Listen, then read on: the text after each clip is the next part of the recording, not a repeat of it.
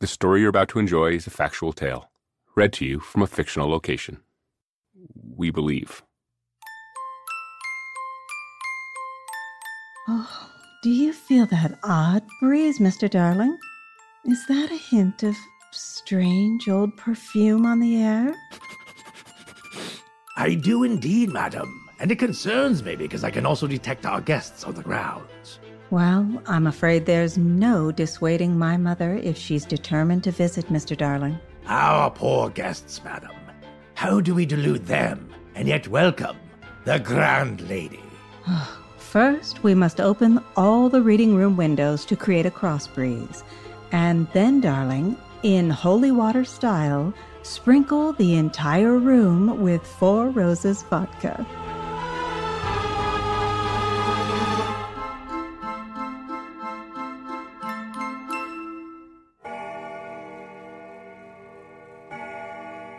Good evening, my dear guests, and welcome to the Midnight Library. Please make yourself comfortable as we begin tonight's reading. I am your humble host, Miranda Merrick. To start things off, I have a personal life philosophy that I would like to share with you this quiet night. It has no lofty scientific backing or erudite publication to prop it up. It is strictly my own proposed explanation for a very elusive trait that some of us possess, and some do not. However, for some, my belief is that it may just be dormant. As I look across the room at all of your beautiful faces, I see a few of you have the distinctly attractive feature of a certain shade of auburn hair, a color often seen in the village, handed down through countless generations of families. Now, of course, none of us had any choice as to what attributes we've arrived into this world with, nor the time in which we were born, nor the wealth or status of our ancestral heritage, and certainly no choice in the manner of our physiognomy. Genetics alone, in its micro-magical instruction, has crystallized inside each of us through its own orchestration, deciding our height, our eye and hair color, and whether or not we can stand the taste of nasty cilantro. Superior beings cannot. That's another philosophy of mine. It is my simple, yet dare I say, elegant, unmerited proposal that the ability to sense that which does not present itself normally to the standard 5 human senses is also an inherited genetic trait. Just like auburn hair, some of you have it and some do not. In this same vein, I submit to you that some of us can detect the deceased souls of others, while there are those among us who simply cannot.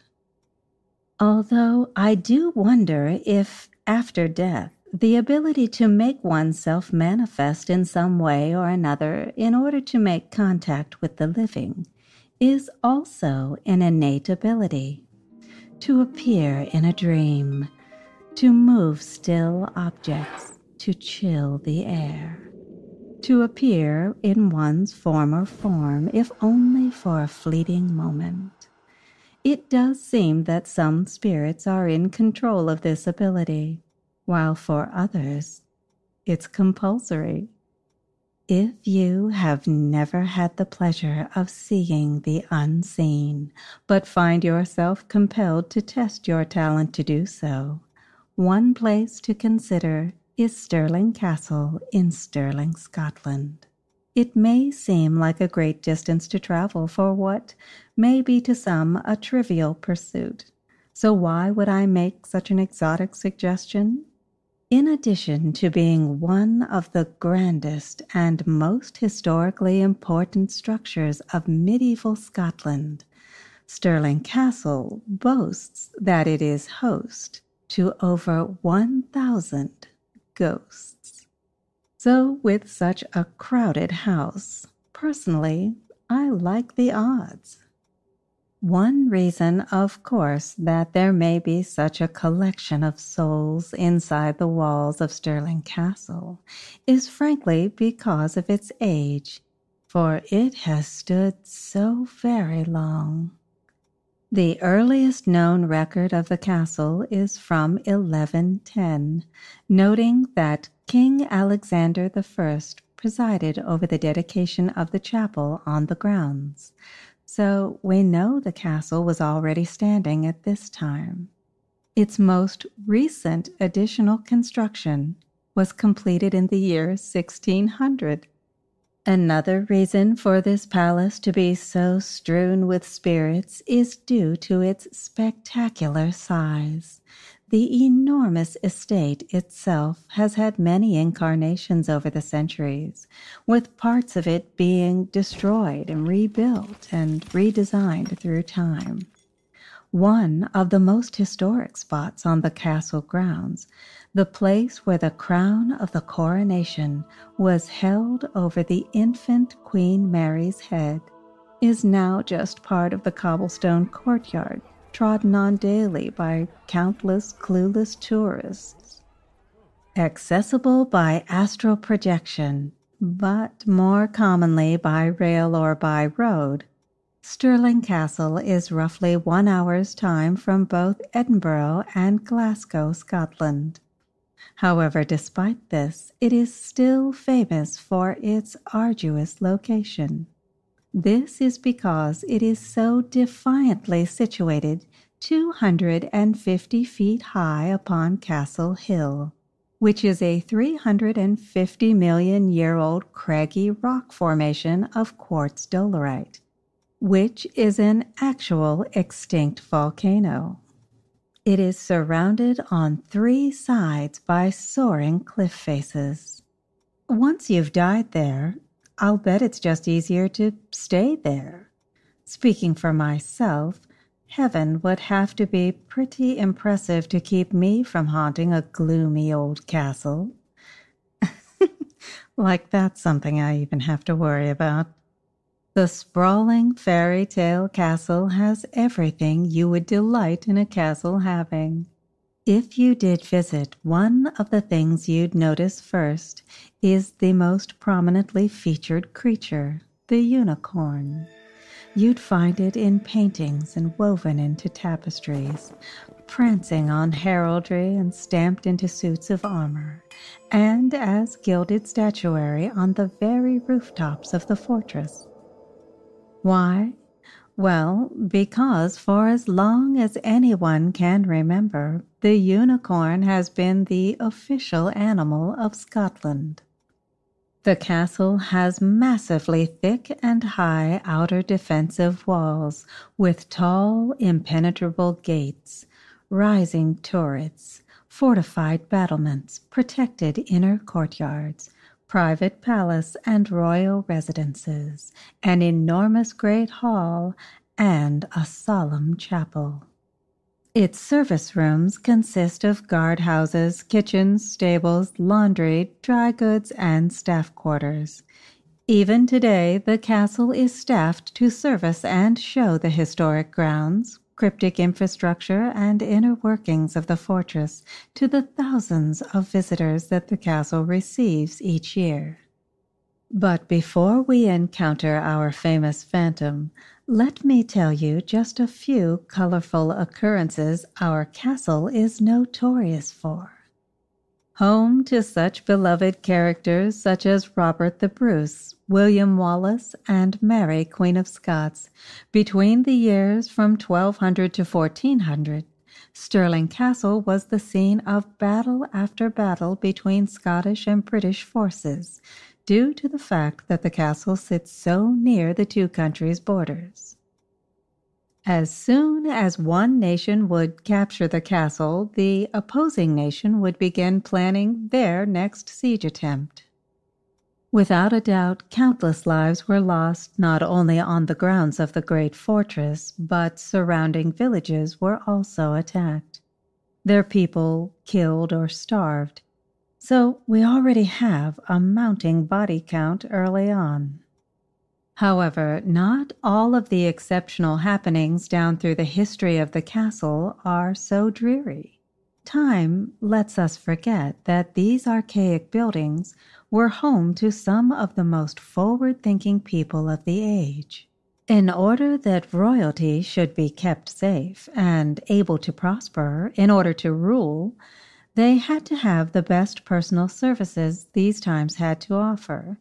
The king couldn't just ride his horse to visit a village dentist. So often living with the nobility inside the castle were doctors, inventors, craftsmen, and even alchemists.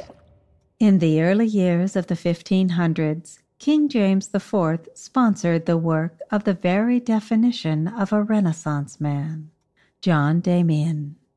He was all of these things and more.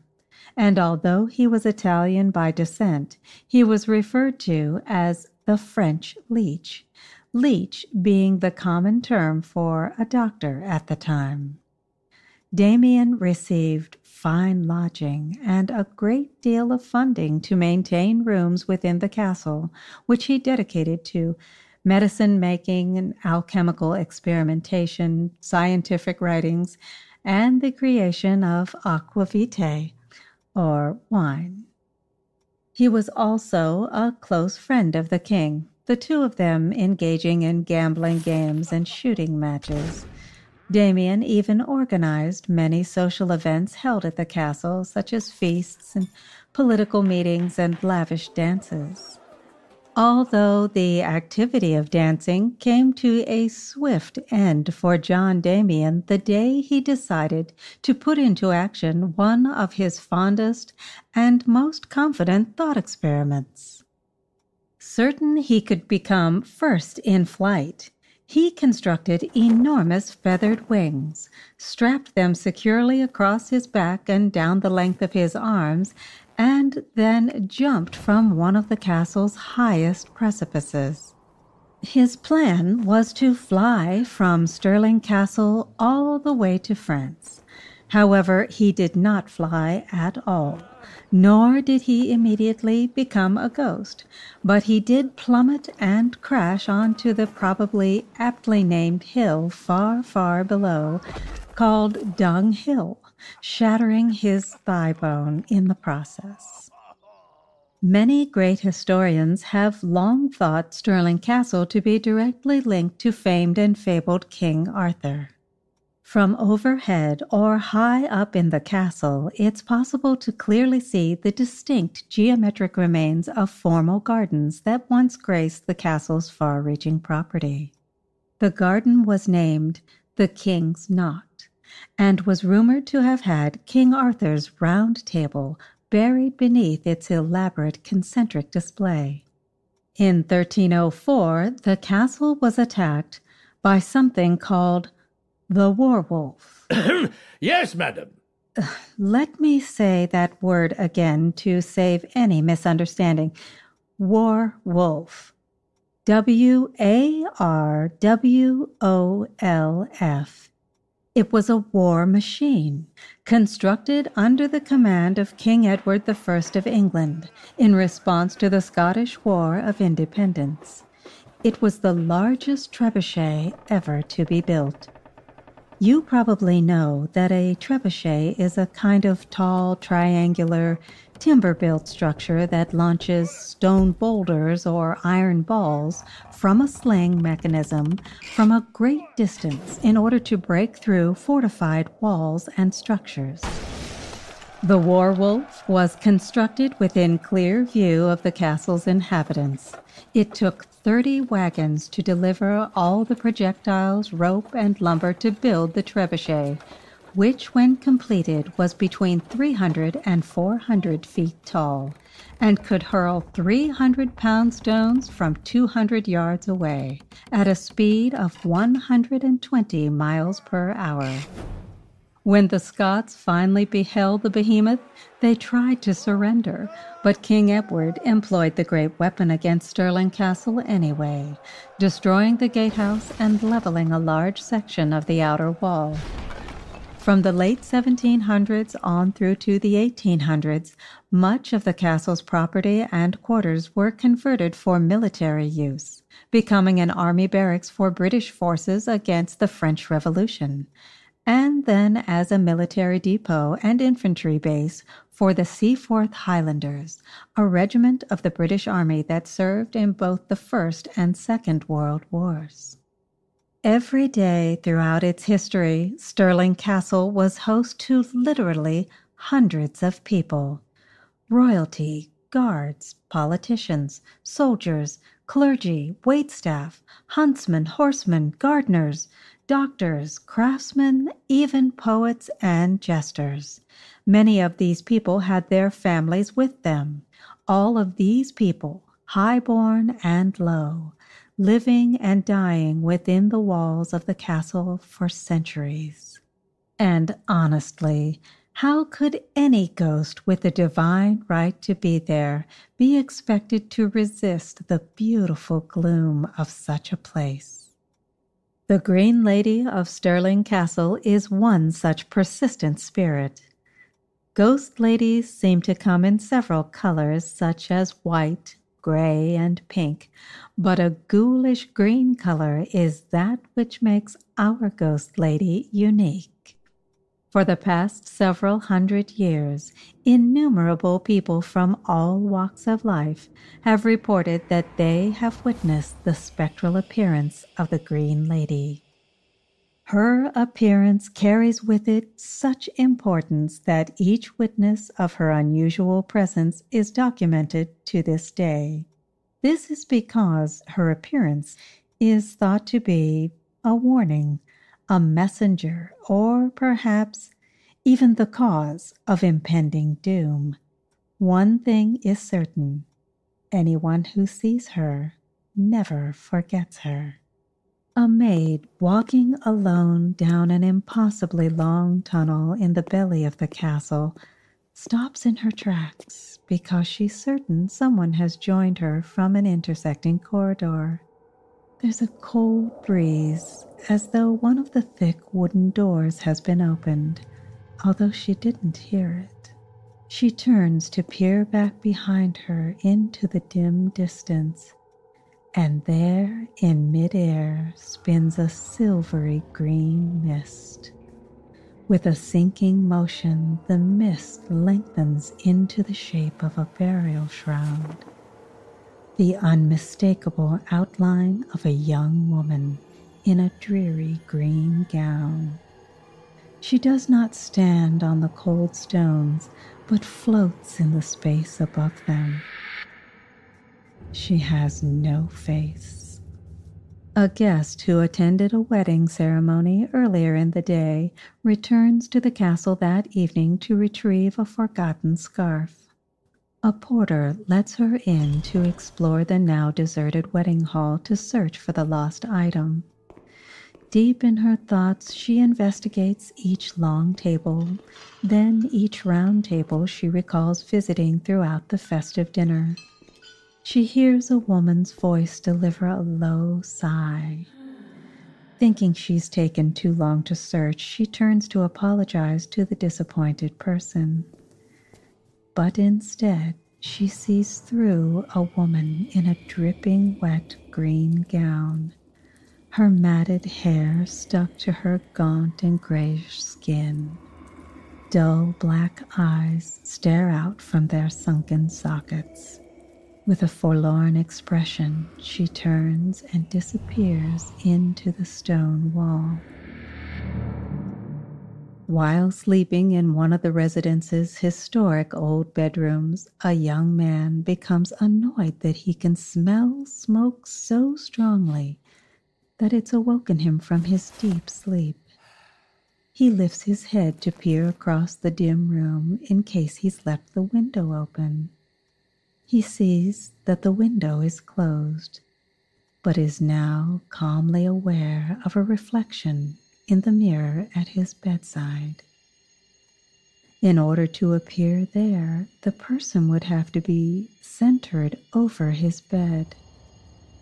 He sees no one there, but a weightless figure floats in the glass.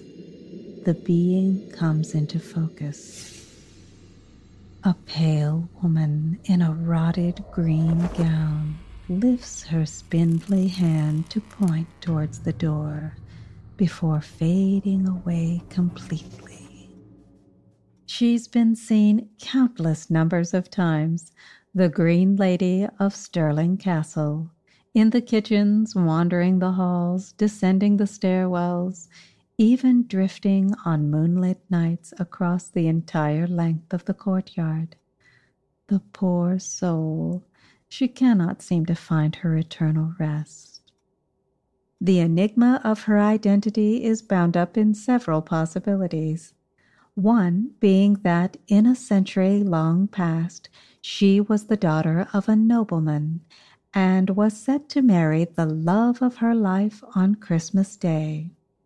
For some unknown reason, her noble father murdered her future husband. Upon learning of this, the young woman became so distraught that she drowned herself to punish her father and join her murdered lover in the afterlife. If she did indeed join her betrothed in death, there's no sign of him ever witnessed, as she alone walks the castle grounds in a perpetual state of mourning.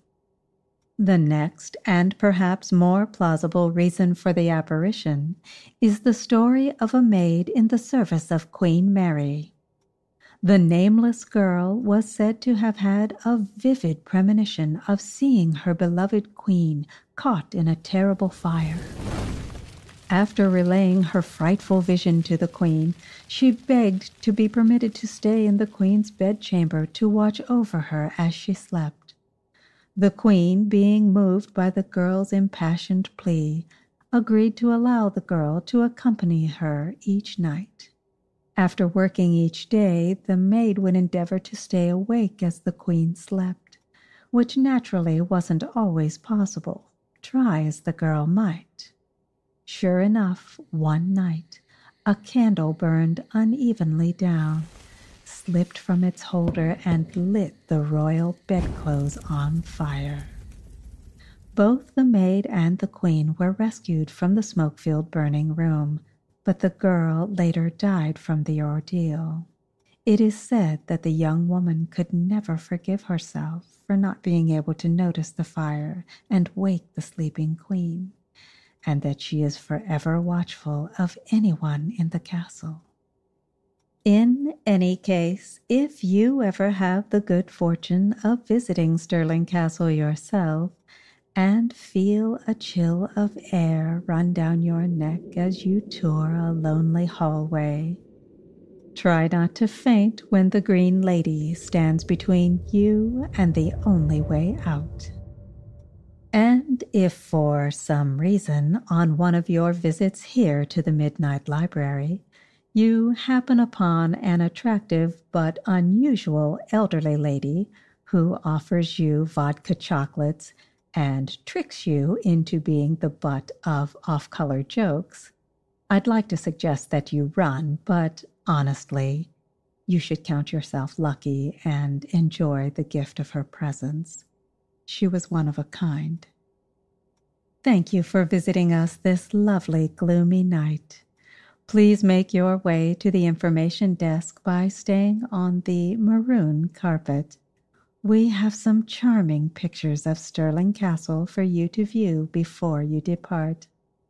I bid you safe travels. Good night, my dear guests.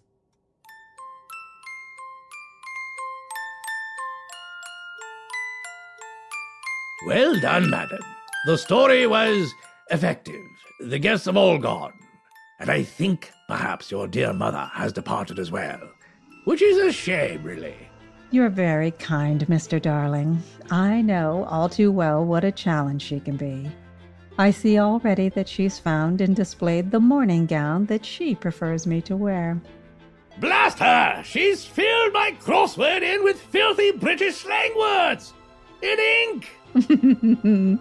I'm sorry, darling. And please cancel the celebrity gossip magazine she's no doubt subscribed us to. Again. It's an honor, madam. The Midnight Library is co-produced by Tess Feifel and Astonishing Legends Productions and is edited by Sarah Voorhees-Wendell with music and sound design by Ryan McCullough. Special thanks to Miranda Merrick and Mr. Darling. No part of the show may be reproduced in any manner without express written consent.